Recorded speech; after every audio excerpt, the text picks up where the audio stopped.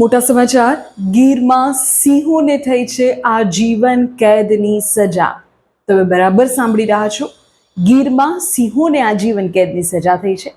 માનવભક્ષી બનેલા 4 સિંહને વન વિભાગે આપી છે આકરી સજા. હવે ગીરમાં ક્યારેય નહીં સંભળાય તેની ડણક. ગુનાહિત પ્રવૃત્તિઓ માટે માણસોની જેલ કે આજીવન કેદ થતી હોવાના કિસ્સા તો આપણે રોજ સાંભળીએ, પણ શું તમે ક્યારે સાંભળ્યું છે કે જંગલના રાજા ગણાતા સિંહને આજીવન કેદની સજા થઈ હોય? આવો જ એક ચોંકાવનારો અને વન્યજીવ ઇતિહાસનો સૌથી મોટો નિર્ણય ગુજરાતના અમરેલી જિલ્લામાંથી સામે આવ્યો. અમરેલીના ધારી ગીર પૂર્વ વન વિભાગ દ્વારા માનવ વસ્તી પર હુમલો કરનારા 4 સિંહને આજીવન કેદની સજા ફટકારવામાં આવી છે.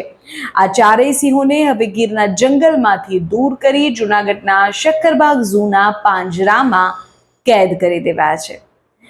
સમજીએ કે આખરે વન વિભાગે આવો કડક નિર્ણય કેમ લીધો છે. આ જૂથમાં આરોપી જે સિંહો છે તેના જૂથમાં એક નરસિંહ છે, 2 સિંહણ છે અને 1 બચ્ચું છે. ધારી વન વિભાગના દલખાણિયા અને આસપાસની વેડીમાં આ સિંહોએ માનવ વસ્તી પર હુમલા કર્યા. સ્થાનિક લોકોએ જીવ પણ ગુમાવ્યા. વન વિભાગે આ વિસ્તારના સિંહોને પકડીને તેમના મળની લેબોરેટરી તપાસ કરી, જેમાં આ 4 સિંહના પેટમાંથી માનવ માંસના અંશો મળી આવ્યા. હવે આ વૈજ્ઞાનિક પુરાવાના આધારે સાબિત થયું કે સિંહ માનવભક્ષી બની ચૂક્યા છે. તમે સામાન્ય રીતે આપણી બોલચાલની ભાષામાં પણ એક વખત એવું સાંભળ્યું હશે કે જો એ માણસનું લોહી ચાખી જાય તો પછી વારંવાર તેને હેરાન કરે, અને આવું જ કંઈક થયું. જો તેમને ફરી જંગલમાં છોડાય તો વધુ લોકોનો શિકાર કરી શકે, જેથી તેમને આજીવન કેદ પાંજરામાં રાખવાનો આદેશ જાહેર થઈ ગયો છે.